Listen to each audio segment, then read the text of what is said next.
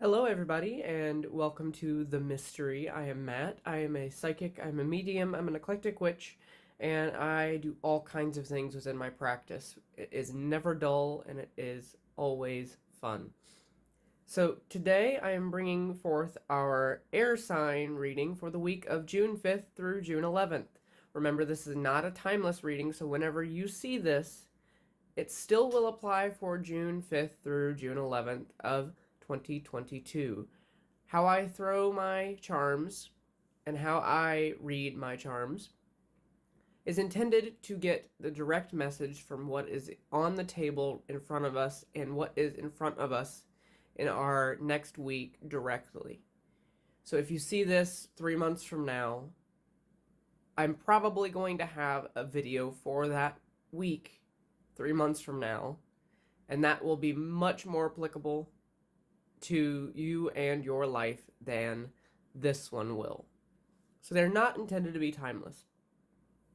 Okay, let us get started with our air sign reading. Remember, if you would like to book a private reading, I do mediumship, I do charm casting, obviously, I do cartomancy, and pretty much several other methods. So if you would like to book a private reading, go to www.themystery.me, and that's mystery spelled with an ISTERY instead of a Y. Okay, here we go.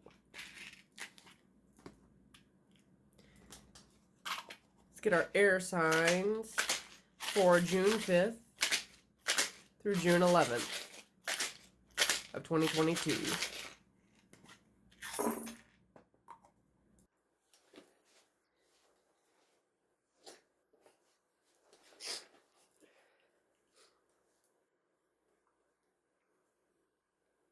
Okay, so the first charm that came out entirely off the board was the passport, and that is our travel.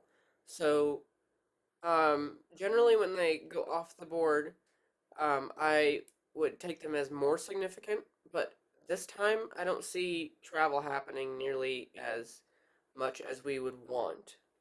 And that makes a lot of sense coming out of into the shadow period after this last Mercury retrograde. Our main focus, which is almost in a sense coming from a really, really, really energetic time for us as air signs. Our main focus is coming down into unlocking more moments of vitality, putting down our roots in the ground, and really, really, really, really, really focusing on what unlocks our situation. Unlocks all of our situations because it has been crazy for us air signs lately. Um, a lot of jumbled thoughts, a lot of jumbled situations, and it's going to be focused on getting our energy right, using our uh, all of our systems that we know, all of our methods that we know to unlock ourselves, whether that's through meditation, whether that's through spell work, whether that's through just cleaning your house, because a lot of times people will say, "All right, I've energetically cleansed so much, but it's not doing any good. Did you clean your home yet?" That our first line of defense is our physical space. Now, although we don't really have nearly as much focus as we would want on travel lately, it's almost like we are wanting to isolate a little bit more, but we're also confused as to the energies within that isolation. So it may almost feel like a bouncing off the walls sort of situation, a um, sort of all your thoughts in a vacuum chamber sort of situation. Everything's pinging around itself, and that can be useful, though it just depends on how you harness it. Now, when it comes to new opportunities and new messages, people bringing messages, this charm never lands straight up. It is my little carriage, it's my rider charm. It never lands straight up, ever.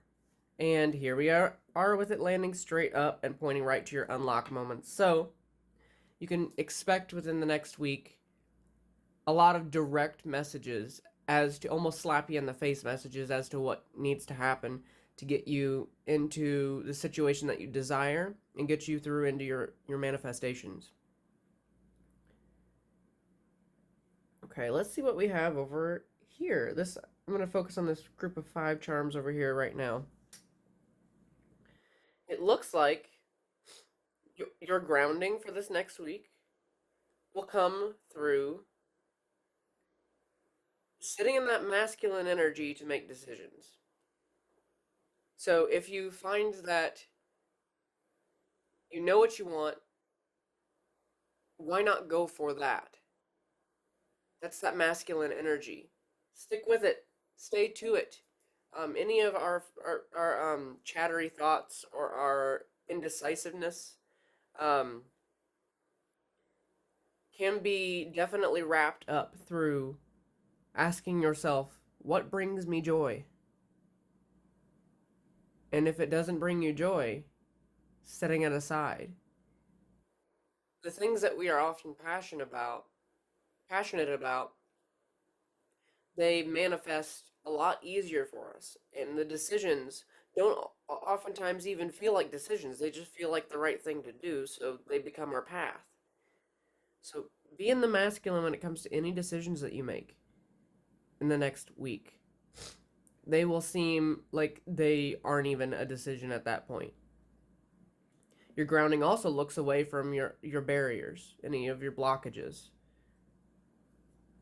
So focus on all the positive, because if you're turning towards those barriers, it's going to be that oppressive energy that almost feels pervasive throughout your entire life, and it's not worth it. It really is not worth it. As one of my best mentors, Miss Patty Negri, says, we will never surpass our own belief system, and I believe it to wholeheartedly be true.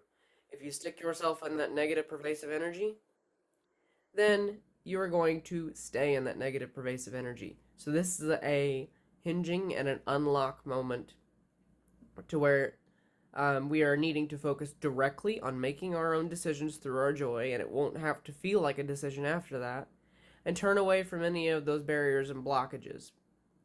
So once you do any uncrossings, whatnot, salt baths are great, clearing your own energy. Once you get your energy right, don't focus on the negative.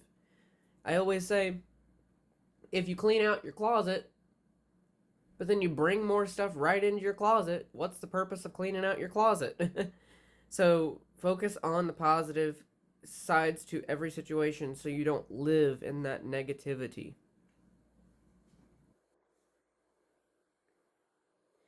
Okay, let's see what else is important here. Oh, what do you know? Our commitments directly are right next to our commitments are right next to our emotions and turning away from the negativity, that festering disease-like energy. Because our spirituality seems a little bit upside down right now, but if we can get those right, and focus more on our passions rather than the things that weigh us down, our spirituality can feel a lot more aligned. So everything I'm seeing for next week is a lot about mindset for us air signs, and that makes sense. That makes a lot of sense. Um, I know me personally, I tend to be very indecisive, and sometimes that can come back to bite me in the rear because I have not focused on the energy line, the specific energy line, rather, that I need to be on. And if I'm not specific, then things can go haywire. Okay. Next, we have working on our passions through new starts. And a lot of this I see through our next week as useful, but more in a sense of in that container, in that you're not traveling much. You're not traveling much. The messages are coming to you within your own sort of vacuum chamber. So accept offers, accept opportunities. And, doing things at home might not be a bad thing coming up in the next week. You don't always have to get physically out there to provide abundance towards yourself and new starts towards yourself. Reach out to people and people will reach back to you. Your abundance comes through realizing that you can take it into your own hands. And you can take it into your own hands when it comes to everything socially. Because I feel like, especially with those air signs lately, it's been easy just to coop up. It's been easy just to stay within our own energy. Even if we like to provide for people, even if we like to be of service to people, we still tend to reflect inward a lot. And, we need to sort of flip that script a little bit and provide that balance for abundance in a way where when we turn outside of ourselves, we have the inner reflection as a basis, as a foundation. But when we turn outside of ourselves, we can relate to other people a lot better. Reach out. Reach out, reach out, reach out. Especially if you are looking for new opportunities, but also especially on the flip side, if things are not going well, reach out. It would not hurt. People are there to support you. People are there to care for you. People are there to, whether physically or emotionally, mentally, or spiritually, hug you. Um, Whether we like the hugs or not, a lot of times we need them. Even like energetically. Energetically, we need that. We need that energy. All of our turning inward towards our own vulnerability and intimacy, this makes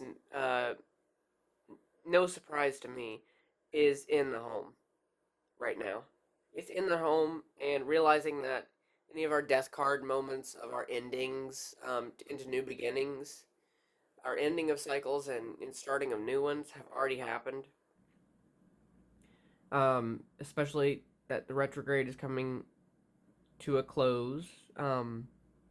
They've already happened. It's just, what now can we integrate? What now can we bring from our shadow side, our shadow selves, to the surface to get intimate with each other? Or intimate with ourselves, rather. Um, or even if you have, friends or trusted people that you would trust enough to do that. I know it's very, very, very, you know, personal a lot of the times when it comes to our own baggage. But if you do, that could also help as well. Just get vulnerable with yourself. What do you need? Do you even ask yourself that a lot? What do I need? And if you do, is it what your surface self needs, or is it what your higher self, your subconscious, your heart, your own heart needs? Okay, let's sift through a bit more. In our hopes and dreams right now, there's this cunning energy around all the things that we have planted, all those seeds of intentions, and harvesting them. So I see the image of going out in the night to harvest plants, almost those night blooming plants. So um, you may find yourself next week doing a lot of things um, underneath the cover of darkness, more metaphorically than anything, but it could be literally. You may find yourself being up more at night and being embracing more of that night owl situation. But also, if you're doing anything, if you're moving in any aspects, mentally, emotionally, spiritually, physically, you may find yourself doing more of that in a hidden sense. But that should not also negate needing to reach out if you need to reach out to other people. Let's see here. And underneath our seeds of intent that we have planted, that we are about to harvest, comes a need for loyalty to our passions. A need for loyalty in almost a childlike sense. Realizing how did you see things as a child? That wonder, that awe. We need to step back into that in this next week. We need to be loyal to our passions in a way that a child would be loyal to their imaginary friend, which oftentimes are not imaginary. How would we do that? Seems like a really good week for journaling. So if you're into that, go for it. Now our last little line up here is there may be some mental chatter about when it comes to your own self study, whether it's the study of yourself, whether it's the study of um, whatever practices you have, and there may be more still a little bit more trouble with intuition when it comes to those sides. How much you should be in your passions manifesting physically versus doing the prep work for them, reading the book of yourself.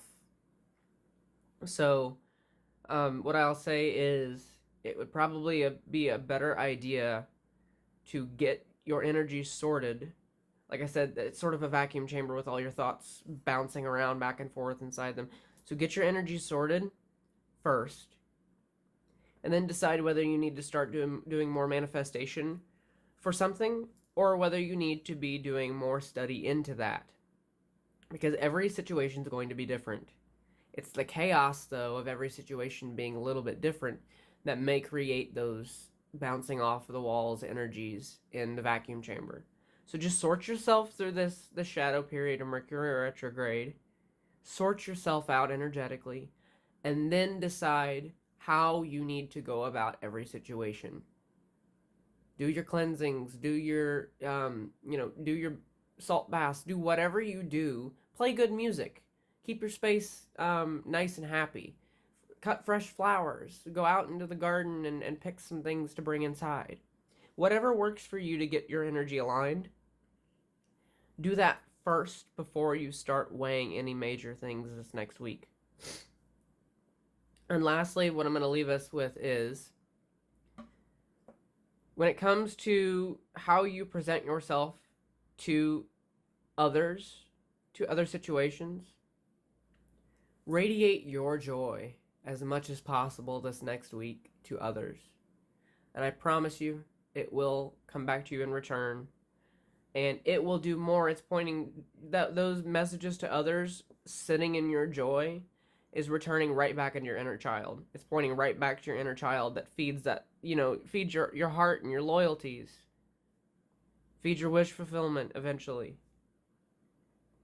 So the more you can be in your joy with others, the more they will be in their joy with you, and the more you can get into a positive frame of mind.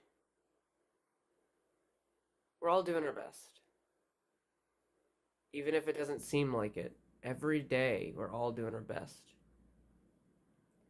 I always say everybody's 100% looks a little bit different, so we can't really go off of that.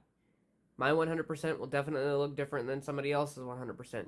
Also, depending on what you got going on in your life, and every week, every day, you may have a different 100%. So when I'm at 20%, I may be doing far better than somebody who's at 100% if they're really, really going through it. So give yourself a little bit of grace and just put one foot in front of the other. We're almost there. We are almost there. Now, if you liked this reading, and if you liked some of the details that came with it, but you would like further information, further clarity, infinite questions within a half an hour or an hour session, go to my website, www.themystery, that's the mystery.me. And I also have my GoFundMe link down in the description. My Buy Me a Coffee link as well. It's kind of like Patreon, but you have the monthly and you have one-time donations as well. So it's a little bit more flexible. And then, other than that, I really hope you have an awesome week. You deserve it.